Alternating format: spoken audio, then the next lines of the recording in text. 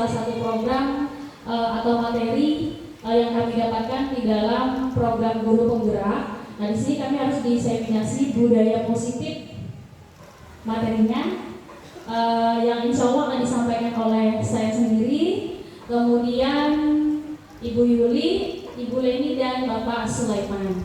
Nah, jadi mohon izin untuk kira-kira 1 jam ke depan, insya Allah kami secara bergantian akan menyampaikan apa saja yang kami dapatkan dalam kegiatan program guru penggerak ini, dan mudah-mudahan apa yang kami sampaikan ini benar-benar tersampaikan dengan baik dan dapat kita pahami bersama, dan bahkan harapan dari program ini adalah budaya positif ini dapat kita laksanakan di sekolah kita. Oleh sebab itu kami mewakili dari program ini untuk menyampaikan hal ini kepada Ibu dan Bapak semuanya, untuk kita dapat sama-sama memahami apa sih budaya positif itu dan bagaimana cara kita melaksanakannya nanti di sekolah atau menerapkannya. Mungkin langsung saya mulai ya. Ya, untuk budaya positif sendiri, saya rasa kita tidak perlu mendefinisikan ya, karena kita adalah pengajar di sekolah, pasti tahu budaya positif itu seperti apa sih.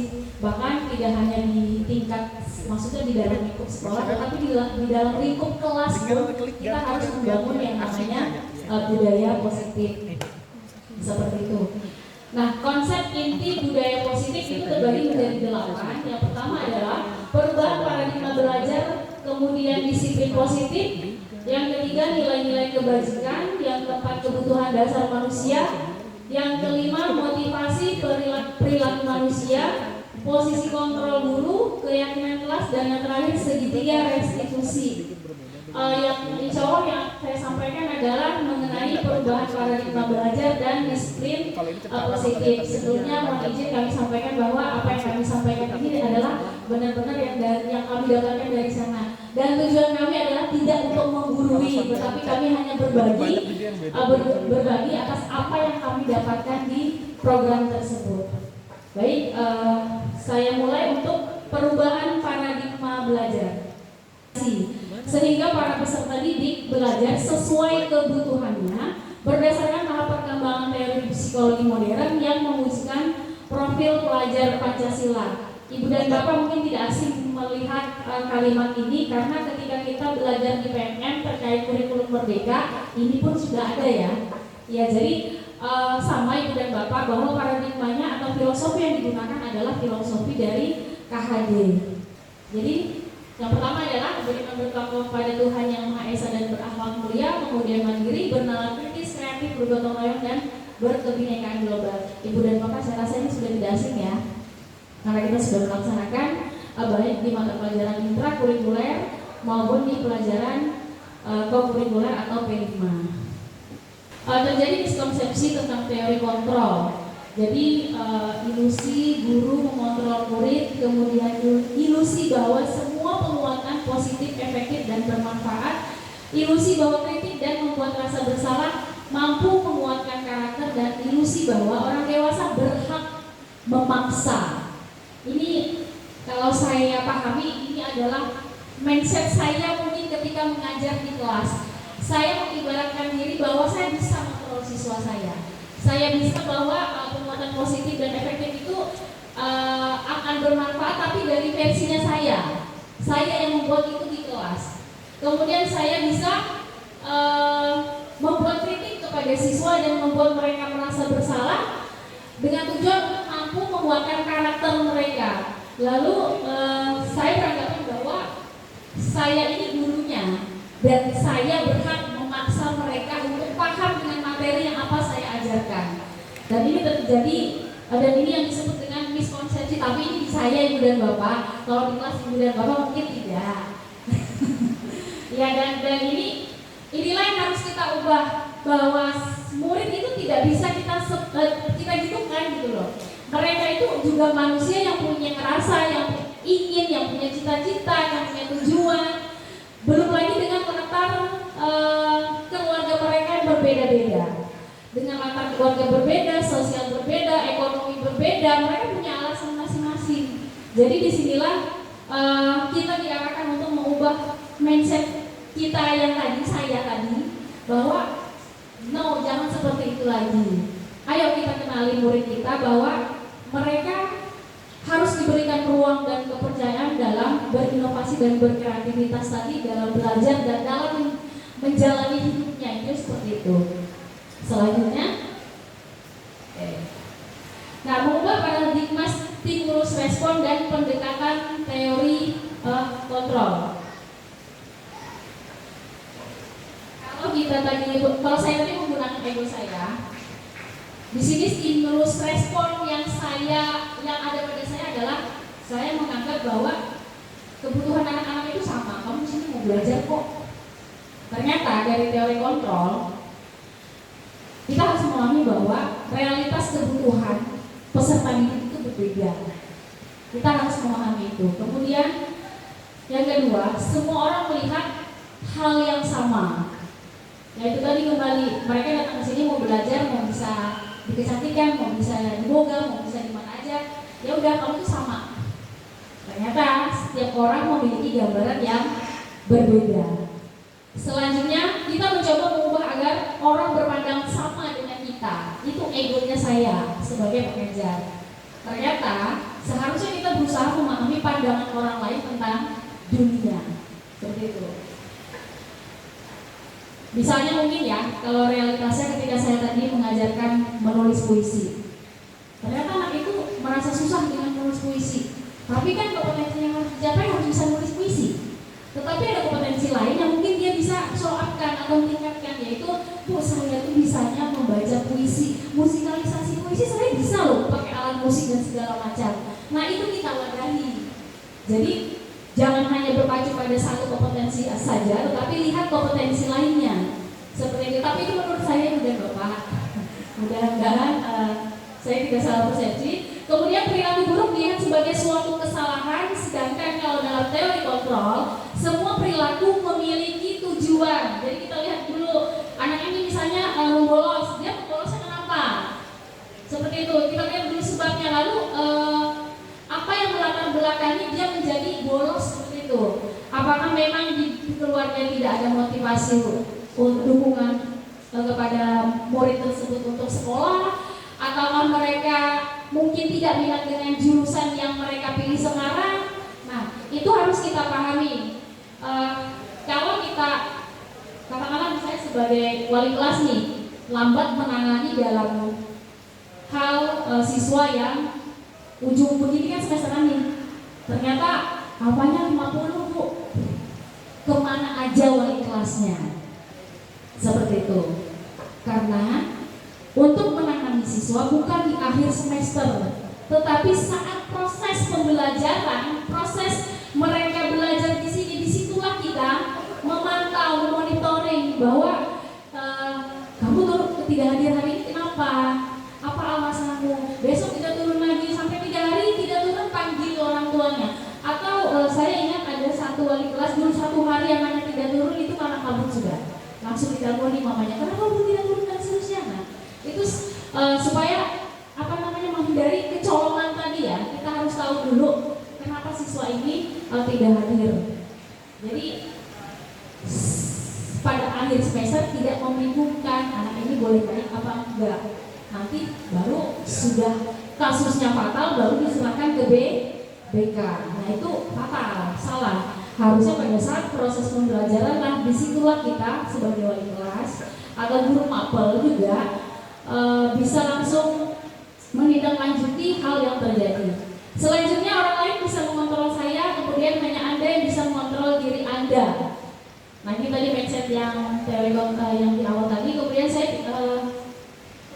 saya bisa mengontrol orang lain, kemudian Anda tidak bisa mengontrol orang lain. Selanjutnya pemaksaan Anda pada saat rujukan gagal, kolaborasi dan konsensus menciptakan pilihan-pilihan baru. Nah kalau tadi misalnya kamu harus bisa nih menulis puisi dan seterusnya, ternyata dia bisa bermusikalisasi puisi. Nah muncullah kolaborasi dan konsensus untuk menciptakan pilihan-pilihan baru. Dan kita sebagai pendidik harus adaptif terhadap potensi yang dimiliki oleh anak Jadi berikan kesempatan mereka untuk menciptakan, berkreativitas terhadap apa yang mereka terima dari pelajaran kita, seperti itu. Seperti misalnya kayak kemarin di P5 itu kan ada jurusan spa ya Bu Pipu, dia bisa merias apa karakter ya Bu Pipu ya. Nah, mungkin Ibu Pipu ini maksud saya, mungkin Bu Pipu mengajarkan dasarnya, tetapi ketika mereka melihat film horor, kemudian melihat di berbagai media dengan wajah karakter yang berbeda-beda, mereka bisa berkreativitas, dan itu kita bolehkan ya Bu Pipu ya. Ya, seperti itu mungkin apa? Terima kasih. Baik, selanjutnya disiplin positif, yaitu disiplin mengacu pada disiplin diri yang memiliki tanggung jawab terhadap apa yang dilakukannya berdasarkan nilai-nilai yang diyakini. Ini nanti sebenarnya materi ini memakainya ketika yang praktik ya Bu ya, yang selanjutnya akan disampaikan oleh Bu Leni. Nah, nanti di situ penerapannya yang lebih menarik. Pada intinya kan disiplin positif ini kita mengajak anak-anak, mengarahkan kepada anak-anak atau memahamkan kepada mereka untuk menumbuhkan hal-hal baik yang ada dalam diri mereka, lalu kita kuatkan dan diterapkan di kelas. Misalnya tadi disiplin, anak ini sudah disiplin mengerjakan tugas, dia tidak mau mengerjakan tugas itu telat, kemudian mengumpulkannya harus tepat waktu. Nah, yang contoh tadi itu bisa kita kuatkan kepada anak tersebut, dan kita bisa memberikan gambaran kepada anak yang lain bahwa ini loh bagus, bisa tidak kita mengikutinya, karena nanti manfaatnya akan seperti ini. Nah, itu yang harusnya bisa kita pahamkan kepada murid-murid kita, bahwa nilai-nilai baik atau karakter yang baik itu pasti akan bermanfaat untuk mereka masing-masing. Disiplin positif merupakan salah satu cara penerapan disiplin yang bertujuan untuk menumbuhkan kesadaran serta memberdayakan peserta didik tanpa imbalan penghargaan, reward atau ancaman dan hukuman. Nah, ini nanti menarik juga materi penghargaan, ancaman dan hukuman ya Bu. Iya. Selanjutnya, sebagai pendidik, tujuan kita adalah menciptakan peserta didik yang memiliki disiplin diri sehingga mereka berperilaku mengacu pada nilai-nilai kebajikan universal dan memiliki motivasi intrinsik, motivasi dari dalam dirinya sendiri tanpa ada paksaan dari kita dalam melakukan perubahan ke arah yang lebih baik. Sebenarnya mohon maaf, ini salah nih kalau menciptakan, tetapi kita tidak bisa menciptakan murid. Kita tidak bisa menciptakan peserta didik, tapi kita hanya bisa mewujudkan peserta didik yang memiliki disiplin tadi. Selanjutnya, nilai-nilai kebijakan adalah sifat-sifat positif manusia yang merupakan tujuan mulia yang ingin dicapai setiap individu. Nilai-nilai tersebut bersifat universal dan melintas bahasa, suku bangsa, agama maupun latar belakang.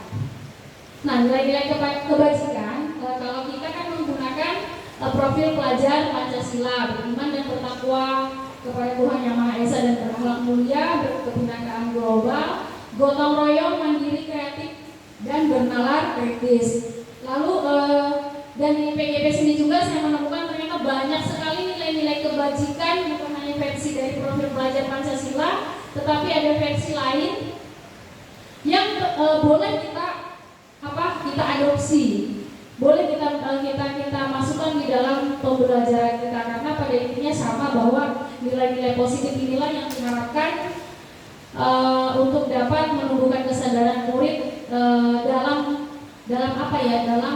menyadarkan mereka bahwa saya ini manusia yang berhak untuk menjadi apa, seperti itu. Nah, itu hemat saya. Kemudian, dan melalui nilai-nilai kebajikan tadi,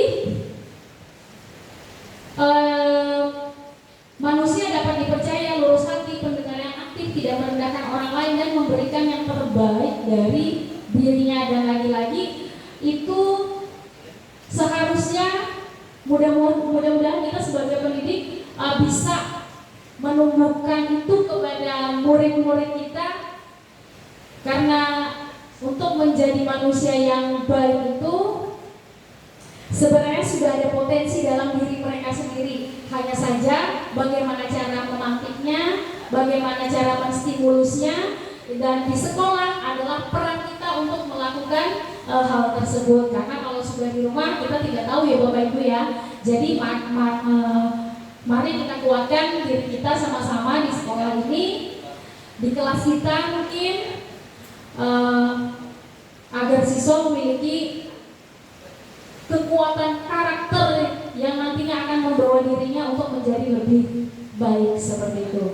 Sekian dari saya untuk disiplin positif. Mohon maaf bila banyak sekali kekurangan dari saya dan kami masih belajar. Wassalamualaikum warahmatullahi wabarakatuh. Saya serahkan ke Ibu. Terima kasih Ibu Eka. Assalamualaikum warahmatullahi wabarakatuh. Selamat pagi Bapak Ibu, terima kasih. Saya akan melanjutkan presentasi kali ini. Ya, tadi sebelumnya ada yang disampaikan oleh Bu Eka ketika siswa bermasalah di sekolah gitu ya, pasti ada hal-hal yang mendasarinya. Nah ternyata hal-hal yang mendasari itu adalah dalam rangka pemenuhan kebutuhan dasar manusia. Jadi di sini saya akan membahas tentang kebutuhan dasar manusia. Kita tahu bahwa manusia itu punya kebutuhan ya Bapak Ibu pasti banyak. Nah jadi apa sih kebutuhan dasar manusia itu? Jadi kebutuhan dasar manusia itu adalah segala sesuatu yang kita lakukan untuk mendapatkan apa yang kita inginkan. Jadi dari setiap tindakan yang kita lakukan pasti ada tujuannya. Nah dari tujuan tertentu itu kita melakukan usaha yang terbaik agar pemenuhan kebutuhan kita itu bisa terpenuhi dengan baik.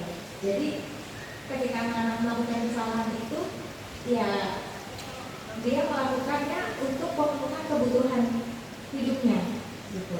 Nah, next dulu.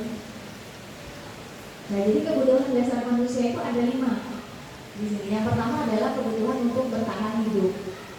Yang termasuk dalam kebutuhan bertahan hidup itu adalah tentang makanan, pakaian, tempat tinggal, keamanan, dan kesehatan. Contoh misalkan kita melihat anak-anak ada yang dia mencuri makanan temannya, mungkin bukan mencuri ya, dia meminta makanan temannya, tapi terkesan dia seperti mau menguasai yang dimiliki oleh temannya. Nah itu adalah masalah buat, kalau kita melihat adalah sebuah masalah, tapi sebenarnya bagi si siswa itu adalah dalam rangka dia pemenuhan kebutuhannya, yaitu kebutuhan untuk bertahan hidup. Dia mungkin memiliki rasa lapar, tapi keterbatasan dia yang mungkin tidak memiliki uang atau dia tidak memiliki makanan, sehingga dia melihat apa yang ada di depannya itu yang dia ambil, begitu. Nah yang kedua adalah kebutuhan akan kasih sayang dan rasa diterima. Yang termasuk di sini ada rasa diterima, diperdulikan, rasa berbagi, kerjasama, menjadi bagian dalam kelompok. Banyak ya kasus ketika anak-anak dia menarik diri, atau dalam kasus kondisi anak-anak itu dia lebih menonjol di kelompoknya. Jadi ketika ada kerja kelompok, pokoknya harus saya yang paling dominan, harus saya yang berbicara. Karena kita menemukan kondisi itu. Nah itu juga adalah masalah yang mana mereka sebenarnya melakukannya dalam rangka pemenuhan kebutuhan dasar manusia yang kedua, yaitu tentang kasih sayang dan rasa dia diterima. Dia menunjukkan eksistensi dirinya. Lanjut. Yang ketiga adalah penguasaan. Jadi kebutuhan akan penguasaan. Ini berkaitan dengan masalah harga diri, keinginan untuk dianggap, memimpin, berprestasi, diakui, didengar. Jadi kadang anak-anak itu dia kayak dia seperti kesannya menindas temannya, tapi dia pengen bahwa menunjukkan ini harga diriku, ini aku, lihatlah aku. Dia ingin lebih berkuasa. Nah itu termasuk dalam untuk pemenuhan kebutuhan dasar penguasaan. Yang berikutnya adalah kebutuhan dasar manusia kebebasan. Di sini berkaitan dengan rasa mandiri, memiliki pilihan, mencoba hal baru, mampu mengendalikan arah hidupnya. Nah, jadi seperti misalkan dia pengen diberikan tugas oleh gurunya, tapi dia tidak mau melakukan dengan cara yang dimaksud suka-suka dia gitu. Ya terserah saya mengerjakan atau tidak. Kadang ada anak yang begitu. Nah, sebenarnya itu adalah dorongan dari dalam diri yang mana dia ingin memenuhi kebutuhan kebebasan dia.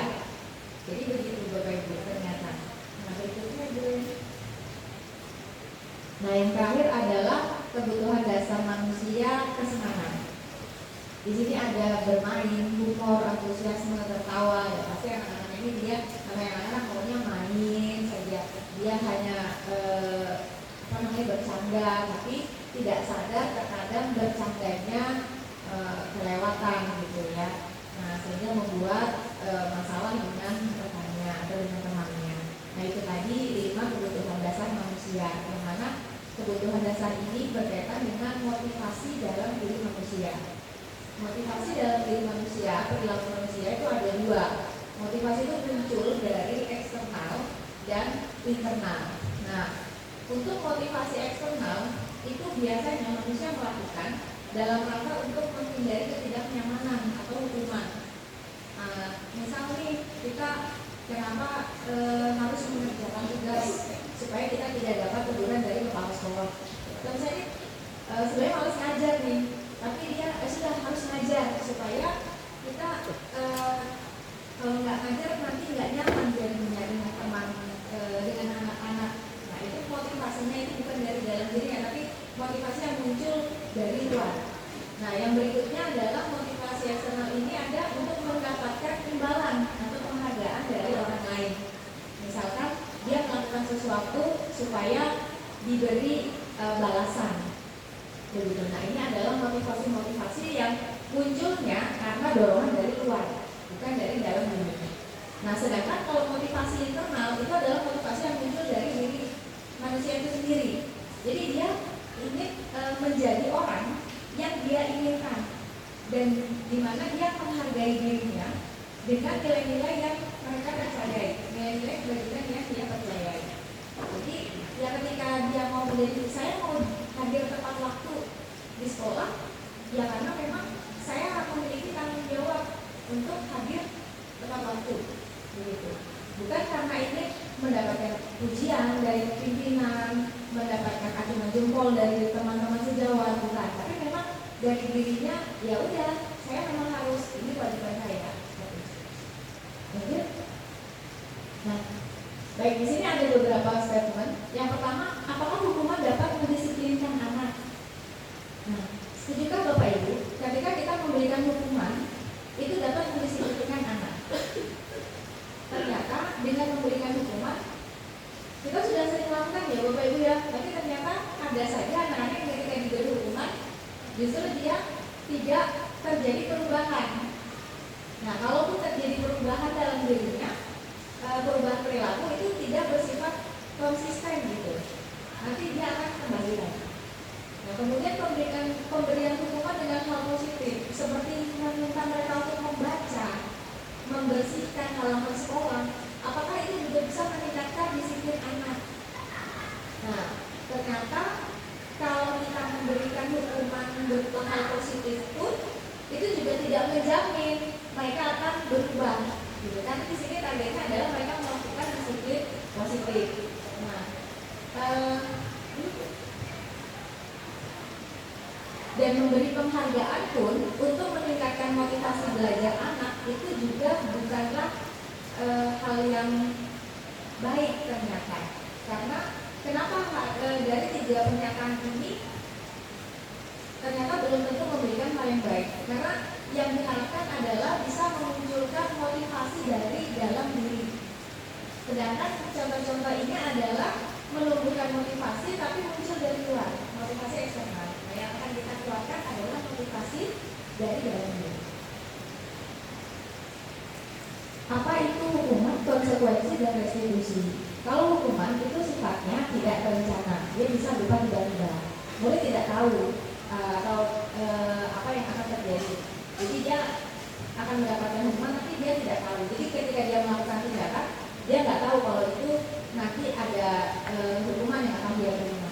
Nah, kemudian biasanya hukuman ini berupa hukuman fisik dan psikis. Nah, sedangkan kalau konsekuensi itu sifatnya adalah terencana atau disepakati sesuai peraturan. Jadi misalkan kalau kamu terlambat, maka tidak boleh masuk ke kelas di jam pelajaran pertama. Nah, itu adalah bentuk konsekuensinya. Kemudian murid tetap dibuat merasa tidak nyaman. Nah, sikap guru selalu memonitor murid. Nah, sedangkan yang ketiga ada yang namanya restitusi. Restitusi ini adalah proses menciptakan kondisi bagi murid untuk memperbaiki kesalahan. Di sini adalah kolaboratif, di mana kita mengajarkan murid untuk mencari solusi sendiri dan mengajak mereka untuk mandiri dalam menyelesaikan masalahnya. Nah, untuk segitiga restitusi ini sendiri nanti akan dijelaskan lebih detail oleh Pak Sulaiman. Baik, Bapak Ibu, itu tadi materi dari saya. Mudah-mudahan bisa diterima dengan baik. Kurang lebihnya saya mohon maaf. Assalamualaikum warahmatullahi wabarakatuh. Saya kembali ke Assalamualaikum warahmatullahi wabarakatuh.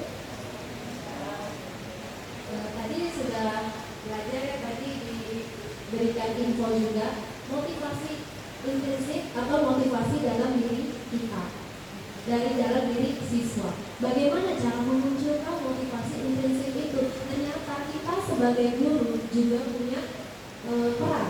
Nah, di sini ada 5 posisi kontrol dari guru supaya kita bisa mengajari ke anak itu untuk memberikan bagaimana sih motivasi itu lahir dari diri anak itu sendiri. Seperti tadi ketika kita tidak bisa mengontrol anak sendiri yang akan membuka dia mau atau tidak berubah. Nah, disinilah kita akan belajar tentang 5 posisi kontrol. 5 posisi kontrol guru itu ada 5 Pak. Pertama, penghukum, pembuat rasa bersalah, teman, pemantau, dan manajer. Nah, di sini ada video, nanti contohnya kita lihat satu-satu. Untuk posisi penghukum,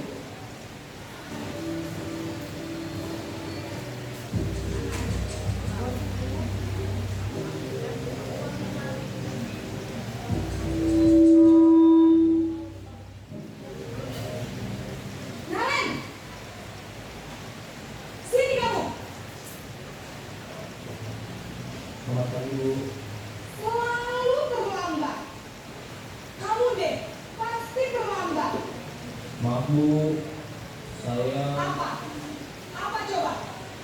Alasan kamu apa lagi? Kapan sih kamu tidak terlambat? Malas sekali ya kamu jadi anak. Saya Dasar pemalas. Gak kapok-kapok sih kamu. Sudah berapa kali terlambat?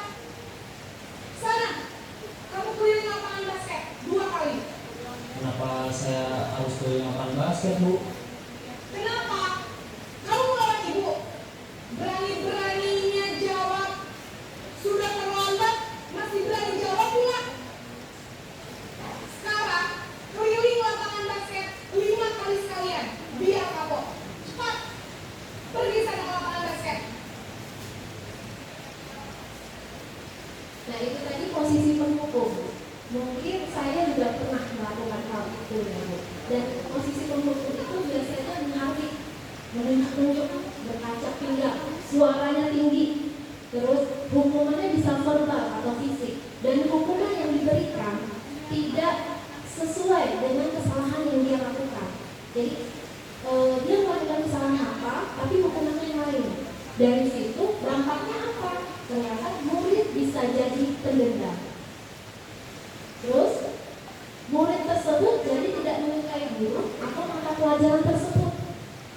Jadi di sini seolah-olah kita mengontrol dia, padahal dia tidak mengontrol. Yang bisa mengontrol dia ada dirinya. Tapi dia menjadikan kita, dia menjadi murid yang pendendam. Dia tidak membuka dirinya, tidak akan muncul motivasi, dan itu akan terus diulangi oleh dia. Seperti itu. Selanjutnya posisi yang kedua, pembuat rasa bersalah.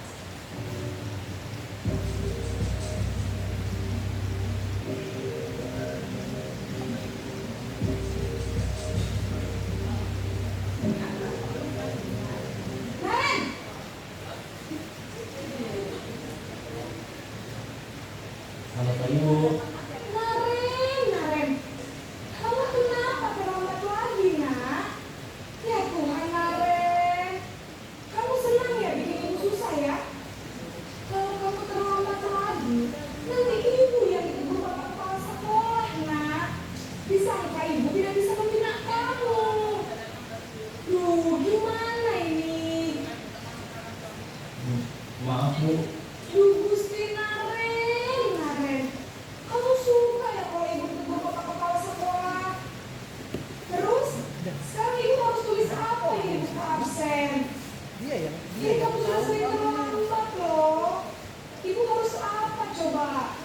Maaf Bu, maaf sekali. Ya sudah, lain kali jangan bikin ibu susah lagi ya nak ya. Ibu tidak akan pulang lagi kalau kamu gini terus. Bisa jantungan kalau ibu ditegur bapak kepala sekolah. Sana cepat kelas. Maaf ya Bu, maaf sekali. Membuat rasa bersalah, suaranya cenderung lembut, tenang, namun kata-katanya itu menyalahkan murid. Akibatnya apa? Murid merasa dia gagal, menjadi pesimis, tidak percaya diri, rendah diri. Akhirnya dia menjadi pendiam dan menarik diri pada lingkungan. Seperti itu. Selanjutnya posisi yang ketiga, posisi teman.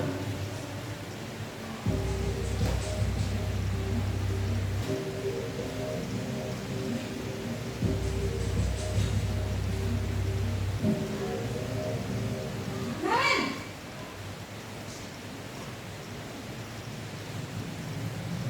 Selamat pagi Bu. wah, sudah jam berapa ini nak? Terlambat lagi ya sayang. Iya Bu, habis ibu saya lupa bangunkan saya Bu. Kamu malah menyalahkan ibu kamu. Kamu bukannya anak yang larinya paling kencang. Kok terlambat sih? Iya Bu, saya memang terlambat bangun tadi. Jadi biarpun saya lari kencang, tetap gak kekejar Bu. Ya sudah sana. Nanti lain kali larinya lebih kencang lagi ya. Biar gak terlambat lagi. Bikin senang ibu. Demi ibu. Bisa kan? Bisa lah Bu. Ya sudah sana masuk kelas. Ibu beresin urusan absen kamu. Kamu ini ada-ada saja. Posisi teman, suara guru itu pasti akan lebih ramah, cenderung bersenda gurau untuk menghangatkan suasana. Dia menganggap, murid juga menganggap gurunya itu seperti teman. Cuman dampaknya apa? Murid hanya akan bergantung pada satu orang. Mungkin dia akan merasa baik pada guru tersebut, tapi tidak untuk murid lain. Dan juga ketika guru itu suatu saat menegur dia akan merasa sakit hati. Dan juga belum memunculkan motivasi intrinsik dalam dirinya karena dia bergantung pada guru tersebut. Selanjutnya yang keempat, posisi pemantau.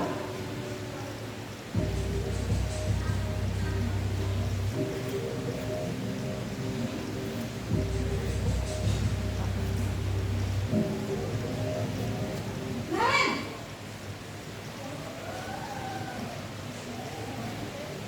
Selamat pagi Bu. Naren, apa peraturan sekolah kita tentang jam berapa kita harus masuk sekolah, nak? Kita harus di sekolah jam 7 Bu. Iya betul, sekarang sudah jam 7.20. Naren sudah tahu konsekuensinya jika terlambat hadir. Paham Bu, saya harus tinggal kelas pas jam istirahat selama 20 menit. Iya benar, konsekuensinya demikian. Jadi nanti jam 9.30 pas istirahat, kamu harus tinggal di kelas, kerjakan tugas tambahan untuk ketertinggalan kamu, ya? Baik Bu. Posisi pemantau, dia tidak bersenda gurau, suaranya datar ataupun bersuara tinggi, terus mengarahkan murid berdasarkan peraturan atau konsekuensinya. Dia selalu mengingatkan apa sih peraturannya, apa sih konsekuensinya. Tercipta identitas diri positif atau berhasil, namun ternyata ada dampaknya masih. Sudah sebenarnya posisi pemantau ini lebih bagus dari yang sebelumnya, tapi ternyata murid akan terus menghitung konsekuensi dan hadiah tanpa memahami nilai kebajikan apa yang harus mereka tuju. Mereka tidak tahu karena mereka berdasarkan pada peraturan. Murid juga tidak sepenuhnya mandiri, belum dapat memunculkan motivasi dalam diri anak tersebut. Karena dia cuma berkaca pada, oh ini peraturan, ini konsekuensi. Dia melakukannya karena ini peraturan. Jadi masih motivasi dari luar, belum dari dalam dirinya. Posisi yang kelima, posisi manajer.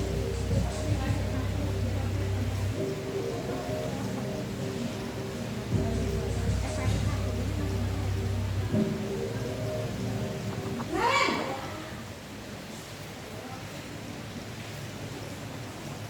Selamat pagi Bu. Selamat pagi Naren. Maaf Bu, saya terlambat. Iya, sekolah masuknya jam 7, sekarang sudah jam 7.20. Jadi sekarang bagaimana ya Naren? Maaf Bu, saya lupa alarm saya semalam. Baiklah, menurut kamu, keyakinan sekolah yang mana yang perlu kamu tingkatkan? Menghargai diri sendiri dan orang lain mungkin ya Bu. Setuju. Jadi, apakah Naren meyakini prinsip saling menghormati tersebut? Iya Bu, saya meyakininya. Apakah Naren bersedia memperbaiki masalah keterlambatan ini? Bersedia Bu. Bagaimana kamu akan perbaiki masalah keterlambatan ini? Saya akan coba untuk tidak lupa menyetel alarm saya Bu. Baik, kalau Naren lupa menyetel alarm di rumah, ada orang yang kira-kira bisa bantu mengingatkan tidak? Ada Bu, kakak saya, Kak Emma. Ada lagi selain Kak Emma? Selain Kak Emma, ada ibu saya. Baik, jadi yang mengingatkan Naren adalah Kak Emma dan ibu kamu ya? Kira-kira akan mulai start alarm kapan ya Naren? Setelah pulang sekolah, akan segera saya lakukan.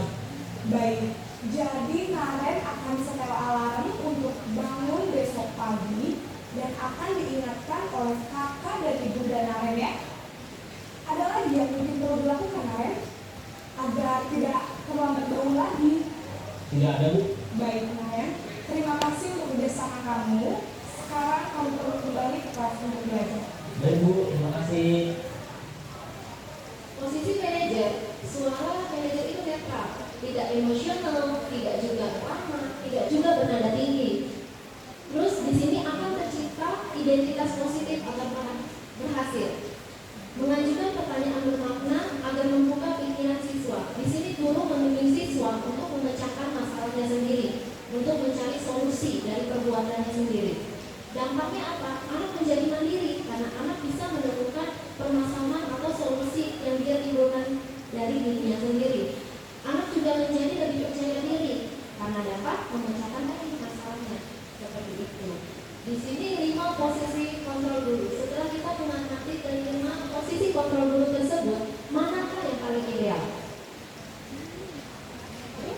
Manajer dia. Posisi mana yang dapat menunjang motivasi intrinsik dalam murid, yaitu posisi manajer. Kita memberikan penyelesaian masalah itu kepada anak agar dia bisa menanamkan tadi nilai-nilai kebajikannya, bertanggung jawab, jujur dan sebagainya seperti itu. Nah sekarang di sini coba ini ada posisi kontrol. Apakah aku? Di sini saya kecewa sekali sama kamu. Tadi kan sudah belajar ya. 5 posisi 5 kontrol. Masuk ke mana ini? Pemantau, rasa bersalah, penghukum, rasa bersalah. Selanjutnya begini, kamu tidak pernah benar melakukannya. Penghukum, pemantau, manajer, penghukum. Ya.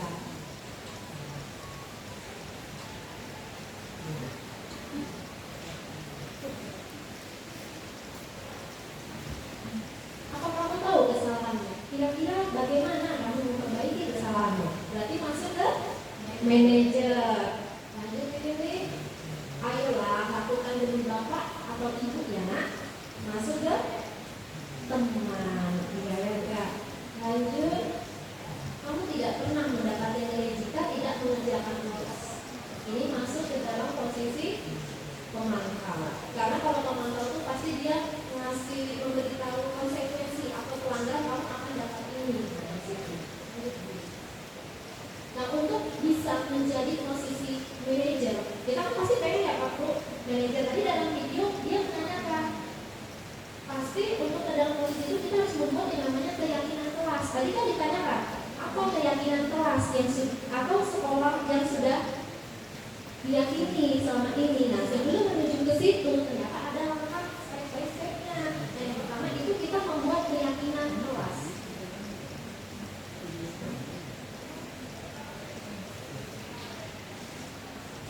Keyakinan kelas itu bersifat abstrak. Abstrak itu maksudnya dia tidak mengacu pada satu saja, tapi dia kayak umum bisa mana-mana saja. Jadi kayak kita harus jujur. Nah, itu dari jujur itu jujur dalam apa? Tidak hanya jujur dalam berkata, tapi juga jujur pada saat ulangan, jujur pada saat ya semuanya gitu. Abstrak, jadi dia harus umum mencakup semuanya. Universal, keyakinan kelas itu harus universal, jadi harus berlaku untuk satu kelas, bahkan untuk gurunya juga. Selanjut dibuat dalam pernyataan positif. Jadi tidak boleh kita membuat kalimat dilarang buang sampah di sini, tidak boleh ribut, itu tidak boleh. Karena itu kalimatnya pernyataan negatif. Kalau dilarang jangan tidak, itu pasti belum, itu masih peraturan dari luar, bukan keyakinan. Jadi kita ubah, misalnya tidak boleh membuang sampah, kita ubah buanglah sampah pada tempatnya. Saling menghormati seperti itu. Sedikit saja, tidak usah banyak, 5 atau 3. Yang penting itu cukup diyakini karena tadi kalimatnya kan bersifat umum, biar bisa mencakup semua. Sesuai dengan kondisi sekolah atau kelas, semua warga sekolah atau kelas dilibatkan dalam membuat keyakinan. Jadi ketika kita membuat keyakinan kelas, itu kita bersama anak-anak di kelas. Jadi seperti itu kita tanyakan kepada mereka seperti itu. Ini contoh keyakinan kelas. Saling menghormati dan menghargai perbedaan. Menghormati itu kan umum. Menghormati dalam apa? Dalam berbicara. Pada saat ibu mengajar mereka harus diam, berarti kan menghormati kita. Jadi di situ. Terus saling tolong menolong, bersikap sopan santun, bertanggung jawab atas tindakan dan tugas, tepat waktu dan aktif di kelas, bersikap jujur. Ketika kita sudah punya keyakinan kelas atau sekolah ini, kita bisa melakukan sebagai posisi guru, manajer, karena kita sudah punya. Jadi Naren, kamu tahu apa keyakinan kelas yang sudah kamu langgar? Ternyata di sini apa? Ada. Nah, tepat waktu dan aktif di kelas. Nah, dia bisa menyebutkan karena kita sudah membuatnya. Tapi ketika kita tidak membuatnya, memang agak kesulitan untuk melakukan posisi manajer tadi. Selanjutnya tentang segitiga restitusi, penerapannya akan dijelaskan oleh Pak Suleman. Terima kasih. Assalamualaikum warahmatullahi wabarakatuh.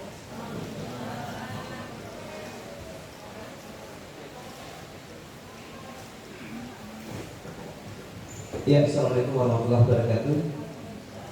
Selamat pagi Bapak Ibu semua. Sekali lagi saya di sini bukan untuk mengajari Bapak Ibu semua, cuma saya hanya berbagi terkait apa yang kami dapatkan dalam modul di CGP Guru Penggerak.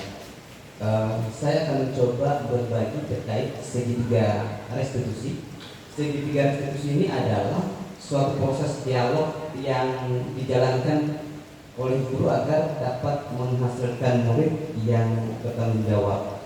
Tahapannya ada 3, yaitu menstabilkan identitas, yang kedua adalah validasi tindakan yang salah, dan yang ketiga adalah menanyakan keyakinan kelas. Jadi segitiga restitusi ini sebenarnya akan bisa dijalankan jika kesepakatan atau keyakinan kelas yang dibahas oleh Bu Leni tadi sudah ada, sehingga ketika ada masalah yang dilakukan oleh siswa, kita bisa mengembalikan itu. Keyakinan yang sudah kita buat seperti apa, kamu melanggar seperti ini, keyakinan kelas yang sudah kita susun seperti apa. Jadi sekali lagi bahwa segitiga restitusi ini beracuan pada keyakinan kelas yang sudah dibuat bersama antara guru dengan siswanya. Lanjut. Yang pertama adalah menstabilkan identitas.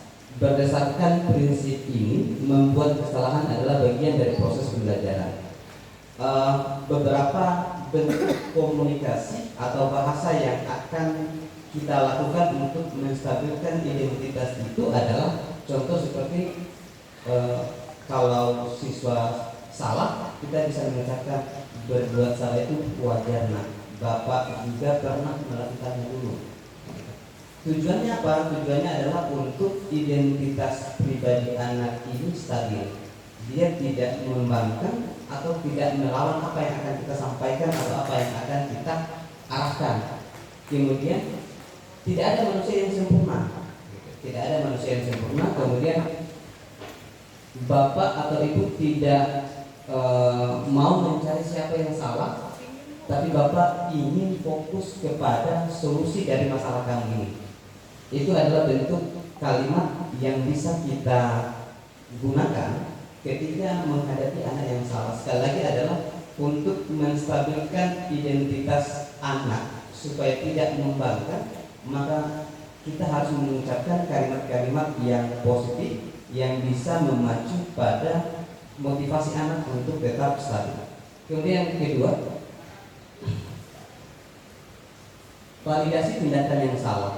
Bentuk kalimat yang setelah kita mengucapkan memvalidasi emosi anak, maka kita memvalidasi tindakan yang salah, seperti kamu pasti punya alasan kenapa kamu melakukan ini. Jadi setelah tadi, nah tidak ada manusia yang sempurna. Bapak juga dulu pernah melakukan masalah ini. Setelah itu baru kita menanyakan, kamu pasti punya alasan kenapa kamu melakukan ini. Bapak yakin itu. Kemudian yang kedua, padahal kamu bisa melakukan hal yang lebih buruk dari ini. Atau tindakan anak misal mengambil barang orang lain hanya untuk bercanda dan lain-lain. Kita bisa mengucapkan sebenarnya kamu bisa melakukan tindakan yang lebih parah dari ini. Mungkin kamu rusak barangnya dan lain-lain. Kemudian yang ketiga, kamu patut bangga karena telah melindungi sesuatu yang penting buatmu dan lain-lain. Lanjut. Kemudian tahapan yang ketiga dari segitiga restitusi itu adalah menanyakan keyakinan. Menanyakan keyakinan itu ya tadi kembali ke keyakinan kelas. Apa keyakinan kelas kita? Nah, kamu melanggar nih. Tadi ketika Bapak mengajar kamu tidur-tiduran ya.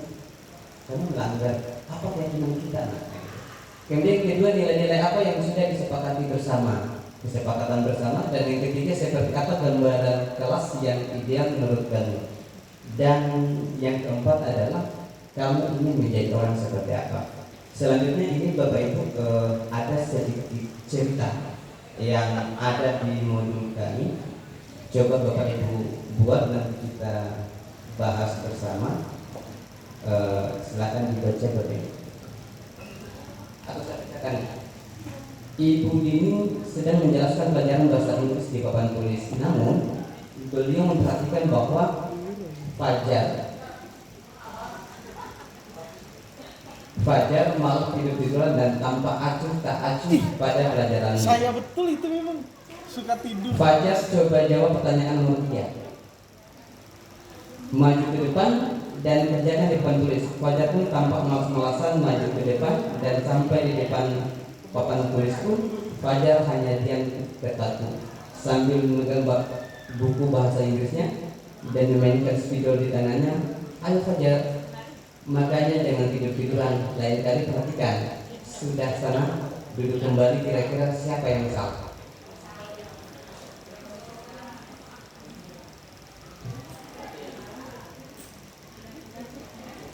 Kira-kira siapa yang bisa gitu. Fajar pun kembali duduk di bangkunya. Hal seperti itu sudah seringkali terjadi pada Fajar. Seperti tidak memperhatikan, acuh tak acuh, dan nilai-nilainya pun tidak terlalu baik untuk pelajaran bahasa Inggris.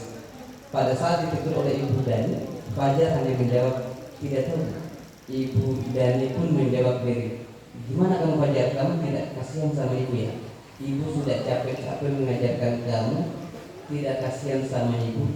Dan Fajar pun diam membisu. Biasanya saya dulu juga atau kemarin-kemarin sering juga melakukan seperti itu ketika ada siswa yang tidur-tiduran ketika dalam proses pembelajaran. Ini ada 4 pertanyaan pemantik Bapak Ibu. Yang pertama, posisi kontrol apa yang diambil oleh Ibu Dani dalam pendekatannya kepada Fajar? Pembuat rasa bersalah. Kemudian yang kedua, membaca sikap Fajar, kira-kira kebutuhan apa yang diperlukan oleh Fajar?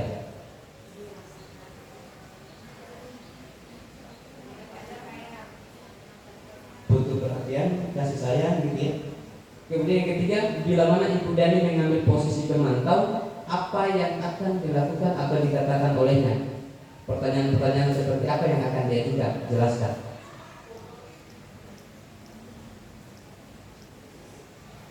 Nah, kamu tahu konsekuensinya, gitu ya. Kalau kamu tidur-tiduran atau enak, bagaimana dengan kesepakatan yang kita buat di sekolah? Kemudian apabila Anda adalah kepala sekolah di sekolah pajak dan mengetahui hal ini, bagaimana tindak lanjut Anda?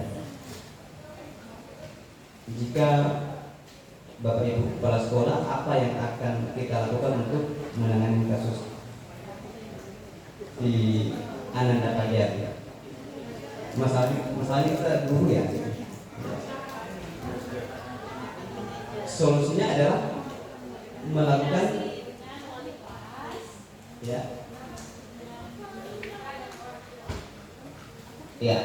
biasa yang dilakukan di sekolah seperti itu. Padahal sebenarnya langkah yang bisa kita lakukan itu adalah dengan melakukan pendekatan segitiga restitusi, yaitu validasi tindakan yang saya jelaskan tadi.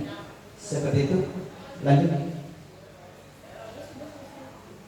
Oke, cukup sekian. Mohon maaf Bapak Ibu jika ada kata-kata yang salah. Sekali lagi saya bukan untuk menggurui, kita hanya sedikit berbagi terkait materi yang kami dapatkan. Sekian dari saya. Assalamualaikum warahmatullahi wabarakatuh.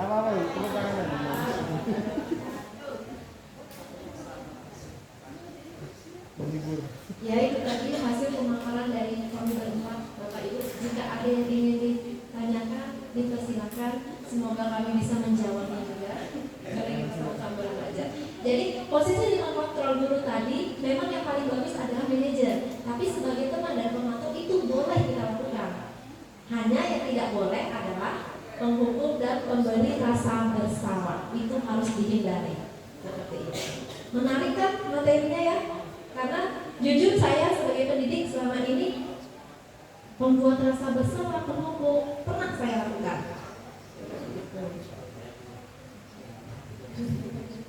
Ada yang mau ditanyakan? Kalau tidak ada, oh iya Pak Fajar. Pak Fajar. Kenapa Fajar? Serius lah, saya mau nanya Pak. Padahal saya itu tidak pernah bertanya orangnya.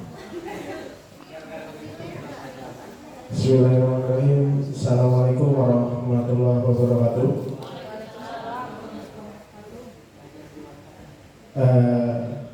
Tadi kata Bu Leni menariknya Bapak Ibu, pemaparan materinya.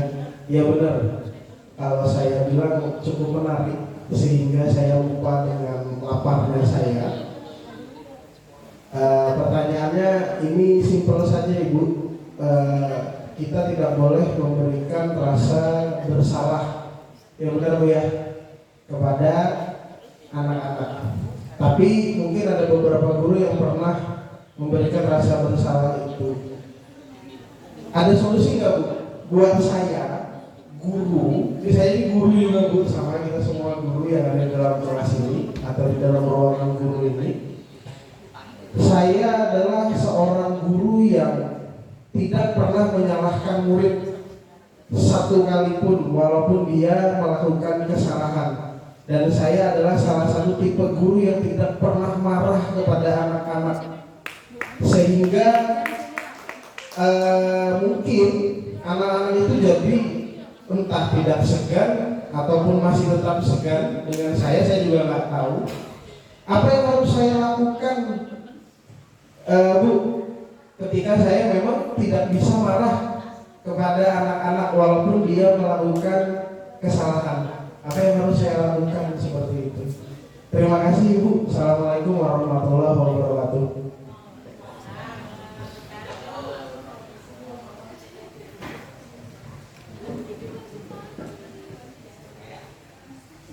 Terima kasih Pak Fajar. Makanya Pak Fajar termasuk salah satu guru favorit ya dari anak-anak kemarin.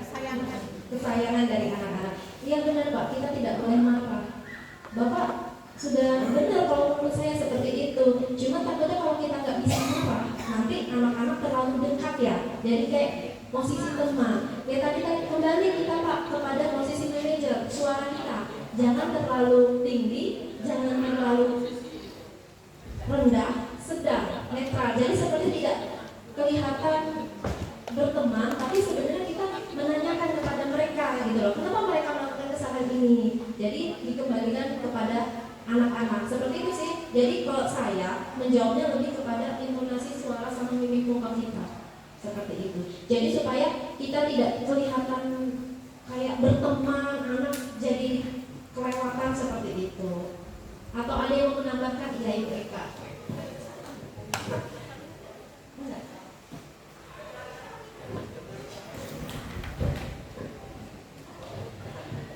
Baik, Pak Fajar, saya pernah melakukannya. Wih, segitu kan ya, kalau menurut saya, kalau kita kembali kepada penanaman nilai-nilai kebajikan tadi, atau menyadarkan atau menumbuhkan rasa tanggung jawab siswa, kita perlu Pak menindaklanjuti atau bersikap tegas kepada anak-anak, karena apa yang nanti Pak Fajar lakukan, tapi ini menurut saya, apa yang Pak Fajar lakukan itu nanti akan berdampak kepada guru-guru yang lain.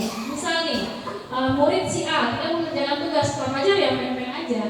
Nah si anak karena Pak Fajar aman aja, ketika di pelajaran lain mungkin dia akan melakukan hal yang sama.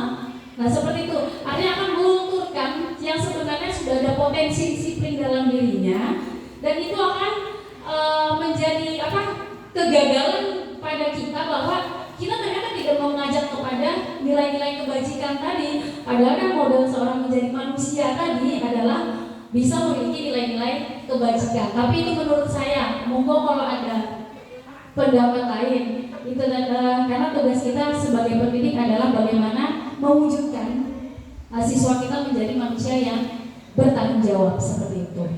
Mohon maaf kalau ada yang kurang atau yang salah. Silakan, ada pertanyaan?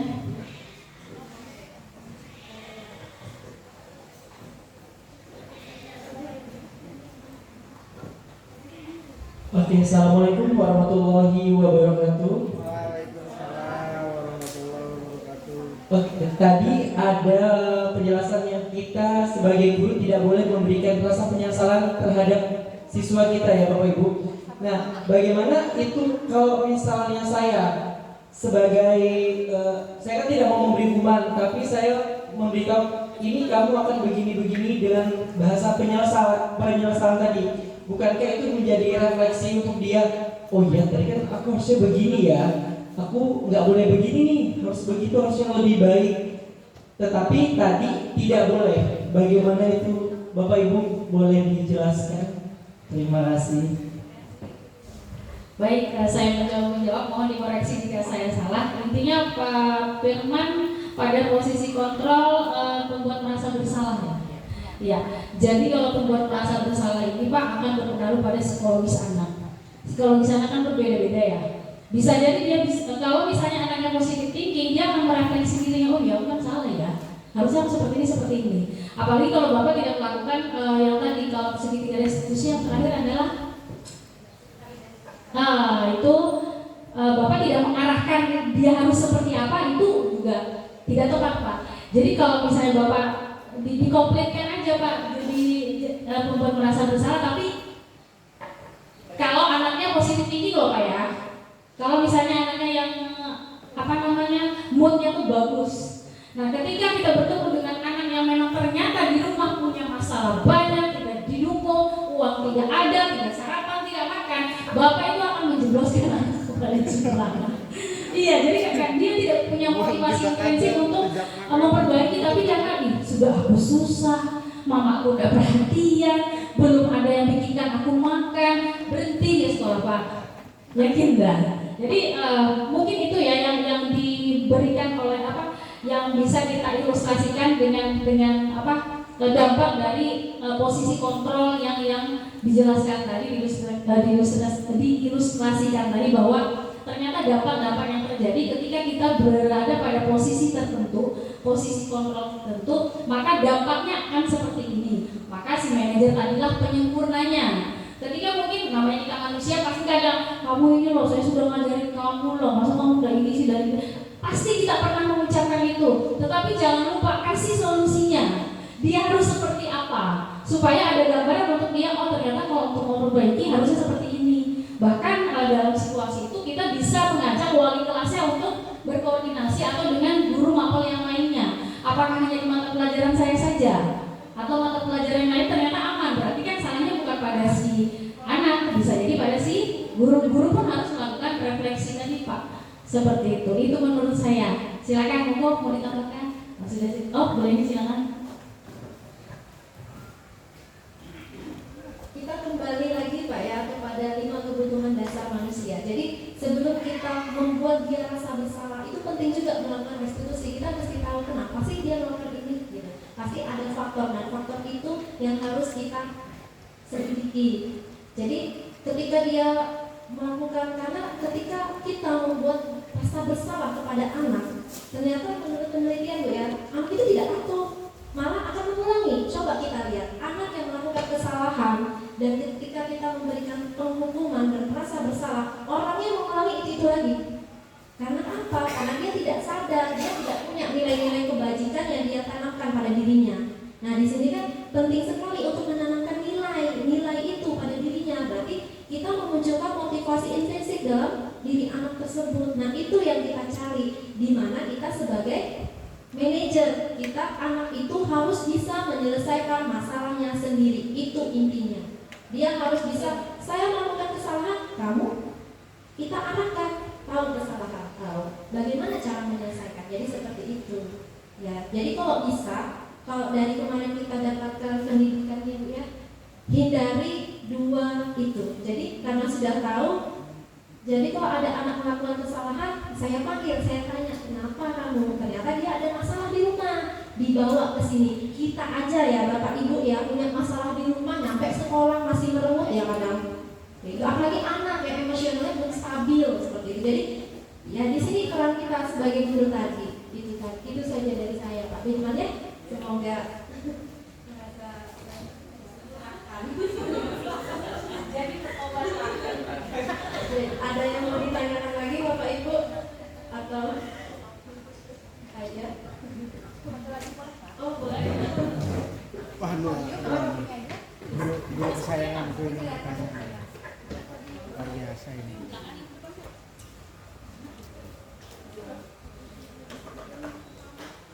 Baik, terima kasih. Dari yang saya simak, posisi kontrol guru itu yang the best-nya sepertinya yang manajer tadi. Baik. Singkat aja pertanyaan saya, apakah berlaku teori diferensiasi di sini atau harus global? Artinya semua anak ditangani dengan posisi kontrol manajer tadi, atau berdasarkan kasuistisnya, ada anak yang harus manajer, ada yang harus dengan rasa bersalah dan sebagainya. Terima kasih, mohon penjelasan.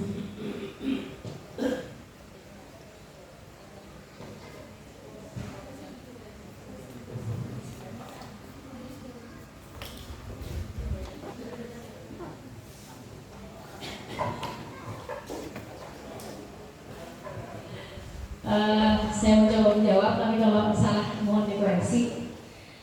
Jadi berarti diferensiasi dalam melakukan penanganan ya Bu ya. Apakah boleh saya menggunakan teori posisi kontrol A, B atau C seperti itu? Karena tadi yang penyempurnanya atau bukan penyempurna ya, yang paling baik adalah manajer. Sebaiknya kita tidak melakukan yang lain. Karena di manajer ini sudah komplit Bu. Bagaimana kita kita awali dengan menstabilkan tindakan si anak, perasaannya dia, kemudian kita mencari penyebab kenapa sih kamu melakukan seperti itu, lalu kita membenarkan dia bahwa itu memang kesalahan dan saya pun pernah melakukan kesalahan itu. Yang namanya manusia pasti pernah melakukan kesalahan ya Bu ya. Kita sadarkan kepada itu, tapi jadikan kesalahan ini adalah pembelajaran. Nah jadi kita hindari yang 4 tadi, kita lakukan yang manajer saja Bu, karena situ sudah komplit. Karena kalau misalnya kita melakukan yang pembuat merasa bersalah, kalau pemantau lagi, pemantau itu tidak ada dampak, tidak ada manfaatnya Bu. Hanya memantau, misalnya seperti yang kita lakukan di piket ini, yang saya sadari ketika kita melakukan tugas piket, kita hanya memantau bahwa ini kamu terlambat, catat. Ada tidak lanjutnya? Gak ada Bu, itu pemantau. Seperti itu, kita hanya tahu dia sering terlambat, tapi tidak diapa-apakan. Nah itu tidak efektif kalau kita lakukan. Membuat merasa bersalah lagi lebih parah kalau menurut saya. Membuat anak merasa bersalah dengan kondisi keluarga dan segala macamnya yang kita ternyata anak itu begini dan begitu, itu juga kita jadi bersalah jadinya karena tidak memberikan solusi. Jadi menurut saya seperti itu Bu, yang bisa kita lakukan, yang bisa kita coba lakukan, yang efektif adalah yang sebagai manajer tadi, karena ada treatment di situ. Dan saya rasa kita pernah melakukan Bu, hanya belum sempurna aja. Kita pernah memanggil anak, menanyakan kenapa kamu berbuat seperti ini. Lalu kita stabilkan emosi dia kan, oh ternyata kita mendapatkan informasi dari apa yang kita lakukan itu kan. Oh ternyata mamanya jualan malam, dia harus bantu, kemudian bangunnya dia otomatis kesiangan. Nah itu kan kita bisa jadikan bahan untuk merefleksi dia, mencari solusi bagaimana caranya supaya dia tidak terlambat walaupun tetap bisa membantu orang tua. Nah seperti itu Bu. Jadi nanti treatmentnya tidak hanya satu, tapi akan berangkai kepada wali kelas, guru mata pelajaran lain, kemudian sampai dengan guru BK, dan kita harus berkolaborasi seperti itu. Silakan teman-teman. Oke, terima kasih. Silakan mulai.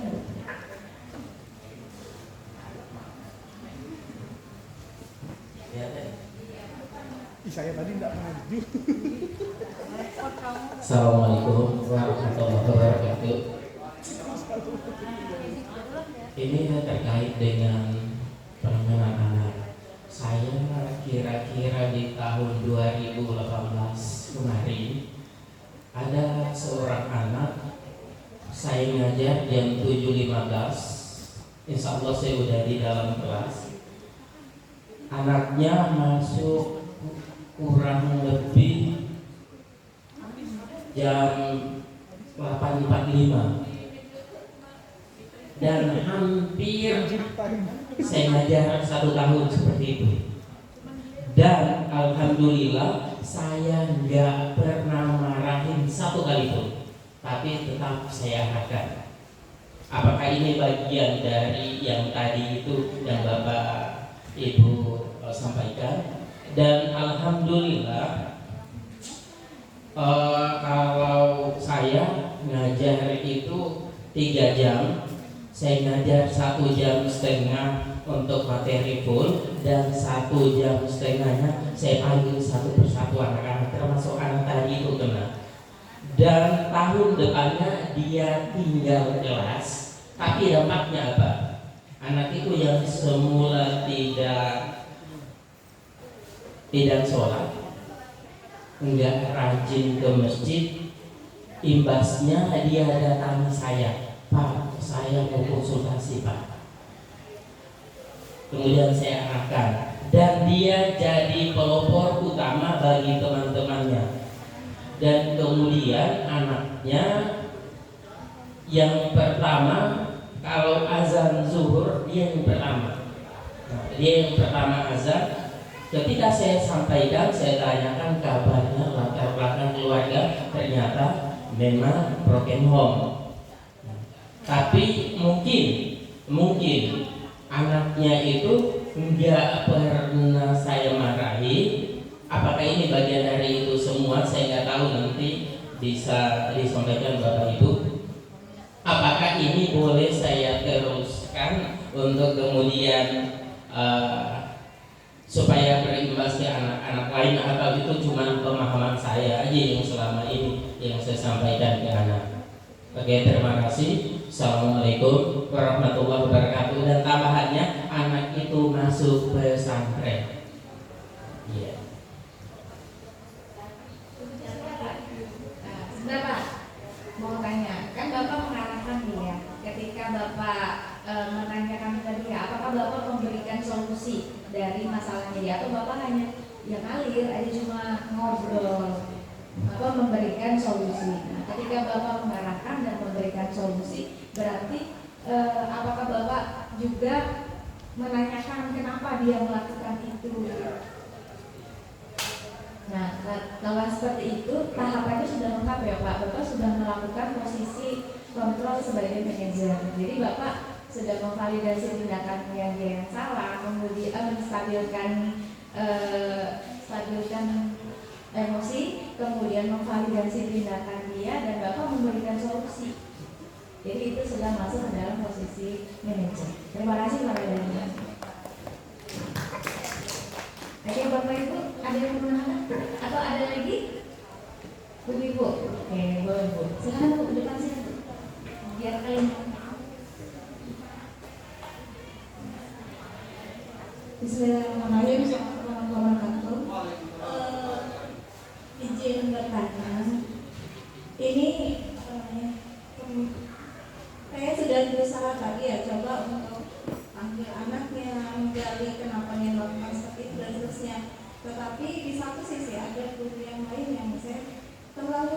terlalu lembek dan sebagainya, nanti kita injak-injak dan sebagainya. Nah itu akhirnya terjadi ketimpangan dalam pendidikan anaknya maksudnya. Jadi gimana caranya supaya kita menseragamkan semuanya bisa sama-sama bergerak bersinergi biar ini gitu. Ayo kita bareng-bareng kita ini. Sementara kita punya background masing-masing untuk data ini. Mungkin itu. Terima kasih. Terima kasih Bu Ibu. Silakan Pak Sulaiman.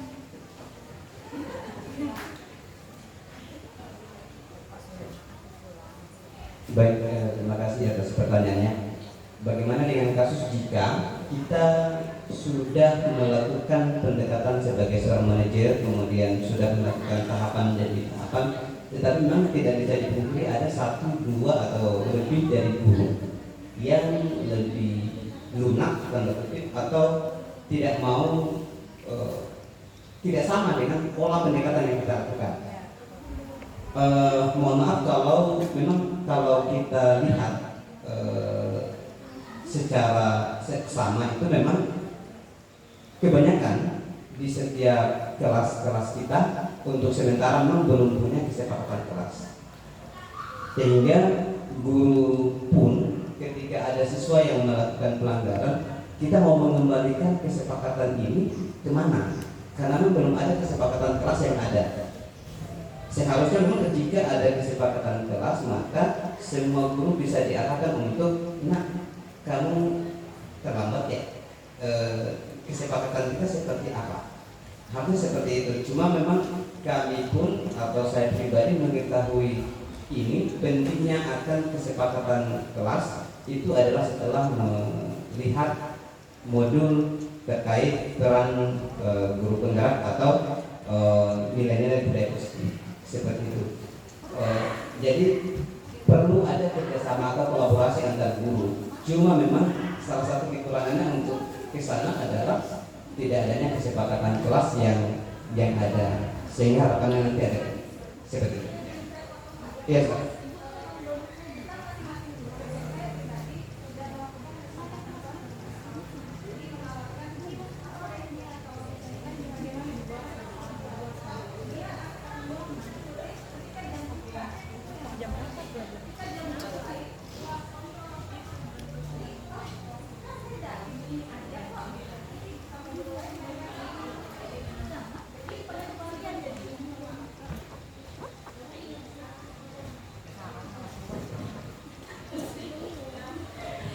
Baik, begitu.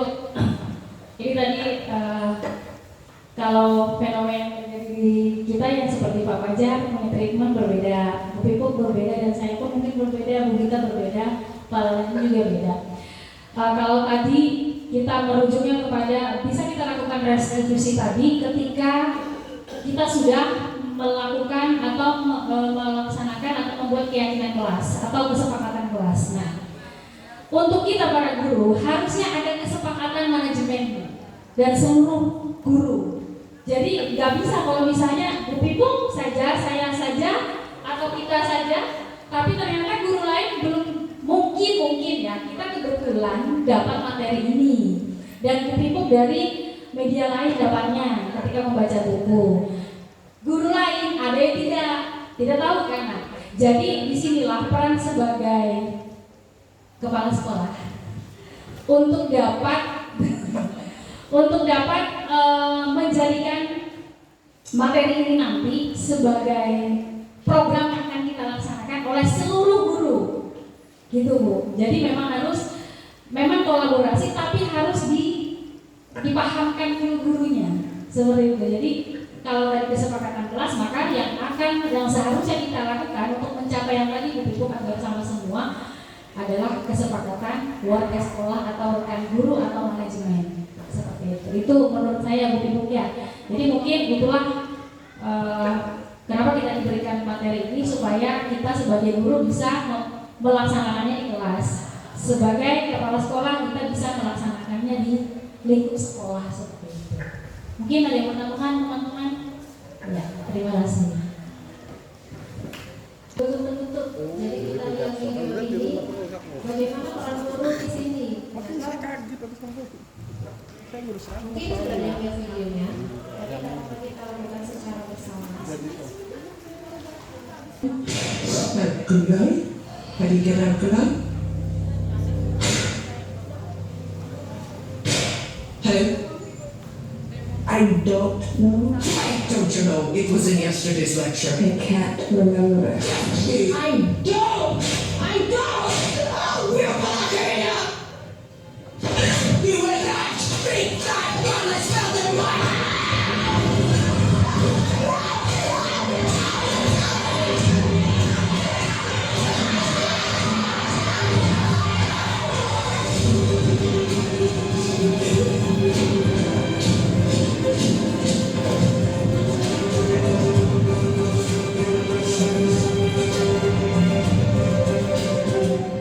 I wonder what precipitated her attack on you, Sister Mary.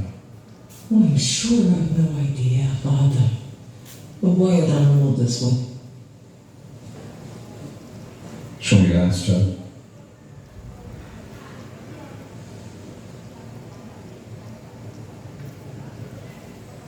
You must beat this like a mule to get a simple answer. The remainder of the class has already answered.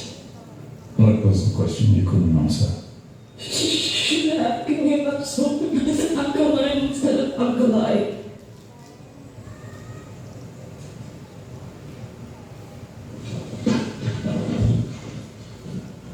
Sister Mary, step forward, please.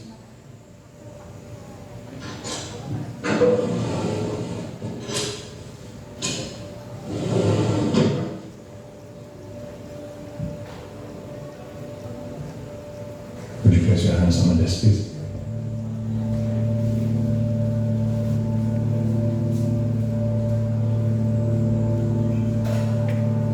Would you recite 1 Corinthians chapter 13, verse 1, please?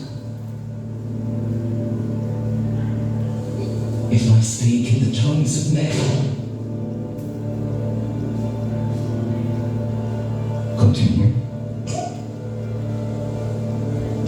I'm angels, but have not love. Speak the verse, sister. I am a noisy gong cymbal, clanging cymbal, and if I have prophetic powers and understand all knowledge, Faster, sister. and if I have all faith, so as to remove mountains that have not love.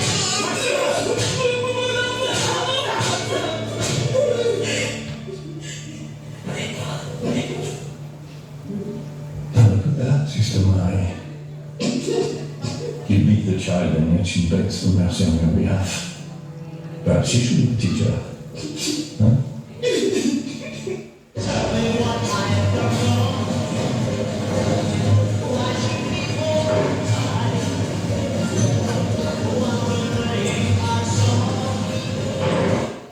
Itu tadi video ya Bapak Ibu. Di situ gurunya berperan sebagai penghukum.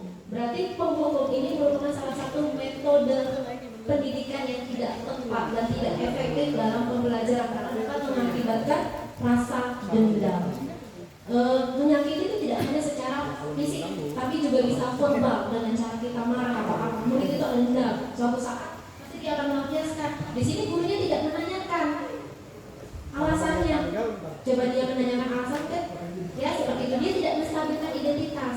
Ketika dia guru tersebut ditanyain oleh ibaratnya kepala sekolah dalam video tersebut, dia tidak bisa menjawab karena apa? Karena dia dalam kondisi emosional. Karena ketika kita dalam berpikir emosional, otak kita tidak bisa bekerja atau berpikir secara jernih. Dari sini kita juga harus belajar. Ketika kita diperlakukan seperti itu, kita juga memperlakukan orang seperti itu. Jadi menghargai murid kita. Jadi kita harus menanyakan dulu alasannya dan mengapa. Seperti itu. Ya terima kasih Bapak Ibu guru semua yang ada di sini sudah hadir dalam pertemuan kami. Semoga apa yang kami sampaikan ini bermanfaat dan merupakan pembelajaran bagi kita semua untuk menjadi seorang guru manajer ya dan bisa menerapkan segitiga restu